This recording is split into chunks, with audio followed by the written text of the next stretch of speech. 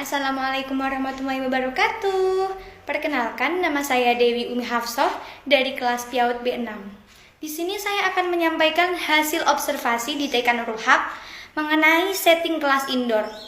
Oke, yang pertama kita akan membahas tentang prinsip umum.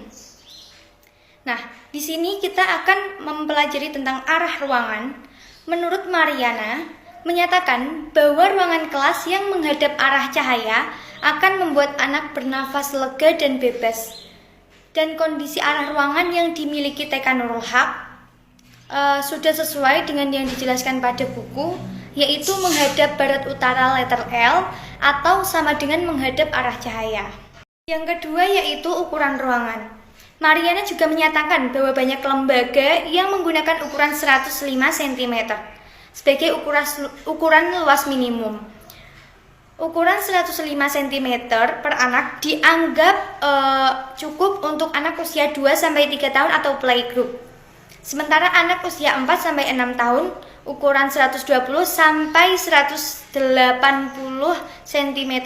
Sedangkan pada TK Nurul Haq mempunyai 10 kelas, di mana kelas A1 sampai A4 itu ukuran 3x6 yang diisi 20 anak saat aktif, dan ketika pandemi hanya diisi 10 anak dalam 2 kloter. Sedangkan pada kelas A5, B1 sampai B5 memiliki kelas yang luas ukuran 8x7 dengan jumlah siswa yang sama seperti kelas A1 sampai A4. Oke, yang ketiga yaitu atap dan langit-langit. Struktur bangunan atap TK yang ideal adalah memiliki ketinggian yang berbeda variasi. Akan membantu mengontrol bunyi atau keributan di samping akan terasa melegakan dan menyenangkan. Ketinggian yang dianjurkan adalah 3 meter sampai 3,3 meter. Dan setelah saya teliti di TK Nurul Haq itu ketinggian atapnya rata, tidak bervariasi seperti yang dijelaskan pada buku. Selanjutnya yaitu penataan dinding. Dinding yang permanen dapat memberikan privasi akustik. Beberapa dinding interior yang tidak permanen dapat memberikan fleksibilitas yang lebih besar dalam penyusunan dan penataan ruangan. Sedangkan pada TK Nurul Haq, dinding ditata dengan berbagai variasi dan karya anak atau display yang dapat memberikan kesan estetik. B. Jenis ruangan. Ruangan kelas yang berjumlah 10 kelas, di mana terdapat 5 kelas besar dan 4 kelas kecil. Ruang kelas TK yang penuh dengan kreativitas, terdapat kaca di setiap ruangnya untuk keluar masuk udara, agar anak merasa tidak pengap saat berada di dalam kelas. Terdapat rak buku untuk menyimpan tas atau pembekalan anak. Selanjutnya yaitu ruang makan. TK Nurul Haq belum mempunyai ruang makan. Dan ketika makan, anak berada di tempat serbaguna atau berada di teras. Biasanya digunakan untuk bermain juga, untuk kegiatan puncak tema, dan membaca buku. Selanjutnya yaitu ruang perpustakaan. Perpustakaan adalah sarana yang sangat penting di TK. Namun di TK Nurul Haq belum mempunyai ruang khusus untuk perpustakaan, dan rak buku masih berada di dalam kantor. Jadi setiap anak ada kegiatan membaca, guru bisa mengambilkannya di kantor, dan guru juga bisa mempersilahkan orang tua untuk membacakan buku di rumah. Untuk gudang tempat penyimpanan barang yang sudah tidak terpakai dan mainan anak-anak, tetapi kurang tertata rapi, dan desain rak atau lemarinya masih belum cocok dengan tujuannya. Sebaiknya cara menyimpan dan mengorganisasikan barang lebih rapi agar memudahkan anak saat mencari atau membereskan benda-benda yang dibutuhkan. Ruang tidur. Bagi sebagian sekolah, ruang tidur adalah ruang istirahat yang dibutuhkan, terutama bagi TK yang full day school.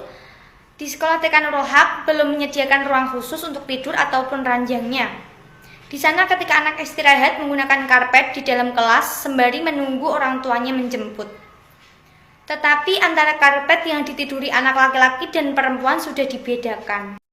Beberapa hal juga harus diperhatikan pula dalam mengupayakan pengelolaan belajar yang efektif adalah faktor psikologis yang melatar belakangi setiap perilaku anak. Yang pertama yaitu kontrol lingkungan. Suatu pertimbangan penting dalam mengonstruksi fasilitas pendidikan anak usia dini adalah kontrol lingkungan, termasuk penerangan, suhu udara, ventilasi, dan akustik. Yang kedua yaitu keamanan. Guru bertanggung jawab untuk mengawasi bangunan ruangan dan keamanan tempat bermain dan melatih anak-anak untuk menggunakan bahan-bahan dan peralatan secara aman. Untuk itu, para pengelola TK harus memperhatikan pedoman berikut ini. Seperti menutupi stop kontak, gunakan kawat sambungan jika diperlukan, hati-hati dengan alat listrik atau sumber panas, pindahkan potongan yang nampak membahayakan. Yang ketiga yaitu kenyamanan.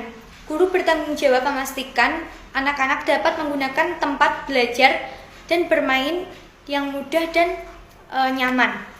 Yang keempat yaitu daya tarik. Sebuah lingkungan belajar yang menarik memiliki potensi yang besar dalam membantu kelancaran dan efektivitas proses pembelajaran. Yang kelima yaitu menumbuhkan tanggung jawab dan rasa pemeliharaan. Guru membantu kepedulian anak-anak terhadap pembelajaran dan lingkungan hidup mereka. Yang kelima, pengaturan akustik. Pengaturan suara adalah tantangan tersendiri bagi pihak sekolah. Yang keenam, penerangan. Penerangan merupakan hal yang penting karena menyangkut besarnya jumlah waktu yang dihabiskan anak untuk tugas-tugas visual. Yang selanjutnya, suhu udara dan ventilasi. Iklim ruang kelas sangat berpengaruh terhadap konsentrasi anak-anak. Jika anak merasa kurang nyaman dengan suhu ruangan, konsentrasi dan perhatian pun akan kesimpulannya, berdasarkan penelitian yang saya lihat di sekolah TK Nurul Haq, belum ideal, tetapi hampir mendekati.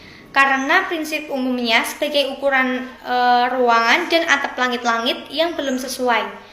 Ada juga beberapa jenis ruangan yang belum dimiliki oleh TK Nurul Haq, seperti dapur, tempat makan, ruang isolasi, UKS, perpustakaan. Untuk penataan ruangan dan perlengkapan sudah hampir sesuai dengan yang ada di buku. Begitupun dengan suasana psikologis yang kondusif, sehingga dapat disimpulkan belum begitu ideal atau belum sepenuhnya ideal, tetapi hampir mendekati. Baik, begitulah yang dapat saya sampaikan. Kurang lebihnya saya minta maaf. Terima kasih, sampai jumpa. Wassalamualaikum warahmatullahi wabarakatuh.